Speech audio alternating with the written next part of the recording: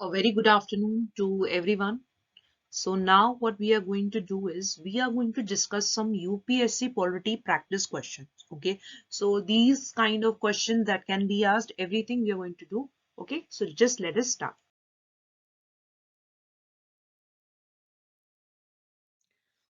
Okay. So let us start with the very first question. Okay. So the first question says, in the removal of which of the following officials does the parliament does not play any role? Firstly, and I'm underlining this word, does not. One mistake that is made by the aspirants is they don't read the question properly, that does not or parliament does play any role. Okay, so this not is very, very important. Don't miss this term. Okay, so let us move forward with the question. Firstly, judges of the High Court, judges of the Supreme Court, third, chairman of the UPSC, fourth is a comptroller and auditor general of India. So choose the correct answer from the codes that are given to you. So four options are there in front of you. You have to decide which one is correct. So only 1 and 2, only 3 and 4, only 1, 2 and 3, or only 3. Okay. So now you have to tell in the removal of which of the following officials the parliament does not play any role. No role of parliament. So parliament should have no role in the removal. Very, very important. This is what question is trying to say. So firstly, when I talk about judges of the High Court, so we know that Article 317, very, very important. So what is Article 317 dealing with? Okay. So since chairman of UPSC is written, I will highlight this article 317. Okay. It deals with the removal and suspension of the member of a public service commission. Now I'll move option wise. So I'll take the first thing, only 1 and 2. Let's go to the option number 1 and 2. I know that a judge of the Supreme Court or High Court is removed by the process of impeachment. Very important. So they both are removed by impeachment process. Okay. And the president is authorized to remove the judge from his office only after address by the parliament. So yes, the role of parliament is here. So we can say that option 1 and 2 are absolutely wrong. Completely wrong. Okay. Now if 1 and 2 is wrong, I can see third option also. Elimination technique I'm using over here. So I will eliminate third also. The only 1 and 2 and 3 are wrong. Okay. 2 points or 2 options I have eliminated. Now I have 2 options with me. Okay. Whenever you land up in such a situation that you have eliminated 2 and 2 are left with you, so it's like a blessing in disguise because you will definitely come to the right answer. Now 2 options are here, that is only 3 and 4 and only 3. Now 3 is there in both of them, so I think that 3 will be the correct answer for sure. So chairman of UPSC, Article 317 deals with the removal of suspension of member of Public Service Commission. Okay. So we know that the chairman or any other member of Public Service Commission shall be removed from his office by the orders of the president and not the parliament. So here president. So option 3 is absolutely correct. Clear? Now one more thing. Now we come to CAG. Okay. Now what about CAG? So CAG can be removed by president only. Okay. In accordance with the procedure. Okay. Accordance with the procedure mentioned in the constitution, that is manner as the same as the removal of the Supreme Court judge. So the Controller and Auditor General of India is removed like in the same way as a removal of Supreme Court judge take place. So that means fourth option is wrong. What is my correct option? Then I am left with CAG. No. So I am left with only fourth option, and that is only 3. So what is the correct answer? What is the correct response over here in this particular question? The correct answer is option number 3. Okay. So the chairman of the UPSC, okay, he is the one where parliament does not play any role, because here comes the role of the president. He can be removed on the ground of misbehavior, okay, after the Supreme Court or on a reference being made to it by the president has an inquiry and in accordance with the procedure in that behalf under Article 145. Okay, so reported that the chairman or such other member, as the case may be, ought any such ground to be removed. So what is the answer? What is the response of this first particular question? The answer is very simple, that is right. So you can use the elimination technique also to come to the conclusion. Let's move to the next question. Okay, now let's come to our question number 2. Okay, very simple and easy question to understand, right?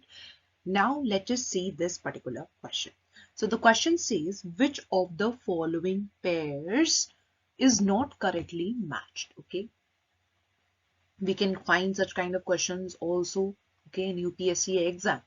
Now, firstly, we will just study the options given to us. 4 options are given to us, right? So, Interstate Council, Finance Commission, Administrative Tribunal, and UPSC. Interstate Council, okay. Now, Interstate Council, article that is given to us is 263. Finance Commission, article given to us is 280. Administrative Tribunals, Article 323A. I'm highlighting this A over here. And then UPSC, Article 324. Now you have to tell which of the following is not correctly matched. Okay. Now 4 options are given to you: A1, B2, C3, and D4. Okay. When I talk about Interstate Council, right? So Interstate Council, it is related to article number 263. Okay, so it says that the Interstate Council is a non-permanent constitutional body set up by a presidential order on the basis of provisions in article 263 of the Constitution of India. So yes, correct. So article 263, it's related to Interstate Council. That means first option is correct. Over here, please, am I writing it again? It's written not. Second, Finance Commission. So Finance Commission, when I talk about Finance Commission, which articles come into play? Yes, Article 280. Okay, so the Finance Commission, it is established by the President, okay, by the Article 280 of the Constitution. So principally to convey its recommendations on the distribution of tax, revenues between the Union and territories, okay, and therefore the states and among the states themselves. So Finance Commission, yes, the option is correct. So it's related to Article 280. Administrative Tribunals. Which article is related to it? Yes, it's correct. So article related to Administrative Tribunals is 323A. So it is a body constituted under a statute to perform adjudicatory functions of the management of the affairs of an organization or executive branch of a government. Very, very important. Okay. Now, 3 of the options given are absolutely correct. Now, UPSC and Article 324. What is wrong over here? Okay. So, Article 324 does not relate to UPSC. Okay. What it relates to? Article 324 relates to the provisions. Okay. Provisions with regard to Election Commission of India and not UPSC. Okay, so Article 324 is related to Election Commission of India. Then what is the article that is related to UPSC? It should have been Article 315. Okay, so Article 315 is related to Public Service Commission for the Union and State. So we can say that which of the following options is not correctly matched? It is option number D. So D is not correct. UPSC is not related to Article 324. It is related to Article 315 and 324. It deals with the provisions with regard to Election Commission of India. So what is the correct answer for this particular question? Yes, the correct answer is option number D. Okay, so it's a very easy question, very simple to understand. Over here, if you don't remember the articles, I think Article 280, Article 323, it's very much clear. It's related to Finance Commission, Administrative Tribunal, and Interstate Council also. So anywhere you get stuck, right? So UPSC, it's not related to Article 324, but rather it is an article that deals with Election Commission of India. Okay, so now let's move forward to the next question. Okay, now let us come to the next question. Okay, this is our question number 3. Okay, so third question that we are taking up. So which of the following is not possible by a law of parliament under Article 3 of the Constitution? So the question is directly talking about Article number 3. And we have to tell that which of the following is not possible by a law of parliament. Okay. So 4 options are given to you. Formation of new states, alteration of areas of state, second option. Third option is alteration of boundaries of states, and fourth is admission of new states. Okay, so what is the correct answer out of the following?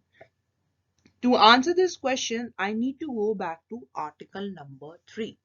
So article number 3 of the Indian Constitution, okay, it empowered the parliament to make laws relating to the formation of new states, okay, and alteration plus alteration, okay, alteration of existing states. Okay, this is what article 3 is. So what can parliament do by this?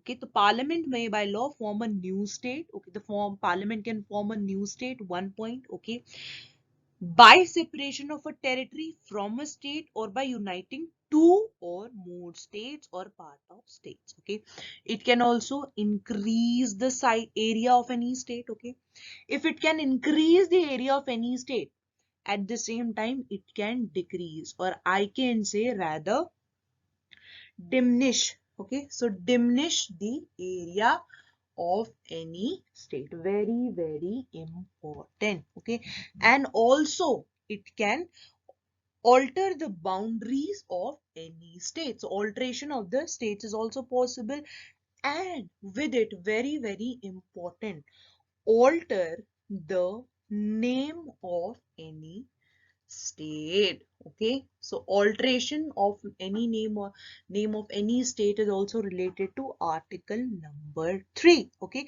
so over here, what is the solution? Article 3 does not talks about admission of new states. Very, very important.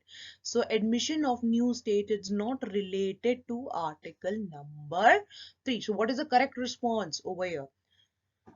The correct response is admission of new states. So which of the following is not possible by a law of parliament under Article 3 of the Constitution? It is admission of new states. So what is the confusing point here?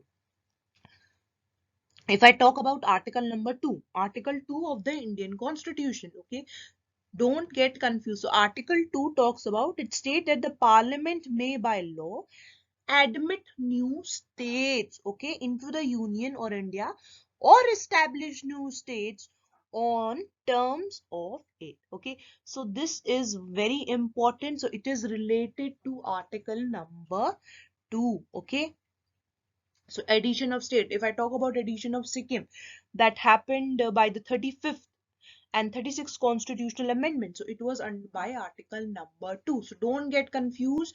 Article 2 and article number 3. Okay, very, very important. So article 3 talks about formation of new state, alteration of areas of state, alteration of boundaries of state, but it does not talks about admission of new states. So we can say the correct option, the correct answer for this is point number 4, alteration of new states. Okay, now let's move to our next question. Okay, now let's see fourth question. Very important question and very easy to handle. Which of the following is not correctly matched? Okay, A, B, C and D, 4 options are given to you, and you have to tell that which one of them is not correctly matched. So in a table format, this question is given. So let us just consider this particular question. Okay, Let's see. So A, it talks about public health and sanitation. Is it related to union list? Firstly, we'll answer that. Then agriculture, is it a part of state list? Then C talks about provisions relating to the emoluments, allowances, and privileges of the president, governor of state, speakers, and the deputy speaker of the House of the People, and the chairman and the deputy chairman of the Council of States. So, is it part of the second schedule? Then D option, it talks about anti-defection. Is it part of 10th schedule or not? So anti-defection, by seeing the question, okay, you can answer the anti-defection. Yes, definitely it's related to the 10th schedule. So my option number D is absolutely correct. Okay, so there is no mistake over here. Come to the second schedule. So yes, my second schedule, a very important schedule. It talks about the provisions in relation to the allowances and privileges. Okay, so C option is also correct. Now, agriculture. Is agriculture a part of state list? I think we can answer it very well. So, is agriculture a part of state list? What does the state list consist of? State list consists the subjects of state and local importance. So, subjects which are related to state and local importance are part of our state list. Okay, it can include police also, it can include trade also, commerce, and agriculture and irrigation. So the state government alone can make laws relating to the subjects that are mentioned in the state list. So it has 61 subjects. Earlier it had 66 items. Okay. So is my agriculture part of state list? Yes, correct. Now, let us see public health and sanitation. So, what does my union list consist of? So, union list, it includes subjects of national importance such as defense of country, foreign affairs, right? Banking, communication, all these are topics related, the subjects, sorry, related to the union list. So, union government can alone make laws relating to the subjects mentioned in the union list. Okay, so option A is wrong. So public health and sanitation is not part of the union list. So what is my correct response in this particular question? The correct response for my this particular question is answer number A. See how easily we can handle to do and to solve these kind of questions. Okay, like it's very easy. We know agriculture related to state list, second schedule is related to provisions related to the allowance, and anti-defection is related to 10th schedule. So very easy to handle. Okay, now let's move forward to our next question. Now we are on question number 5. Now in this question, we have to tell that which of them is not correctly matched. Okay. So, Article 39A, Article 40, Article 44 and 48, 4 articles are given to you over here. And you have to tell which of them is not correctly matched. Very simple and very easy to understand, right? So, is Article 39A, it's saying that it's related to equal justice and free legal aid. Is it true? Yes. Article 39A is related to the free legal aid. Okay, so this is absolutely right. So if I talk about directive principles of state policy, this question has been picked up directly from there. Okay, so DPSP is based on 3 principles. One is socialist, right? And the other is Gandhian. Then there is liberal and intellectual. Okay, liberal and intellectual. So this article 39A, very important article. So related to free, equal justice and free legal aid, it's related to socialist principles of DPSPs. Okay, so Article 39A falls under this particular bracket and it's absolutely right. So we have to choose that out of A, B, C and D, which of them is not correctly matched. Okay, so A is correct. Correct. Article 40, organization of village panchayats. If you can relate to it, village panchayats. Okay, so village panchayats, yes, Article 40 is related to organization of village panchayats and it's related to the Gandhian principle. So Article 40 will land up in this particular brackets. Okay, so these principles are based on Gandhian ideology. Now let us come to third option. Second is also correct. Third option is related to article number 44. And article 44, uniform civil code. In the newspaper also this article keeps on coming in one or the other article day after another.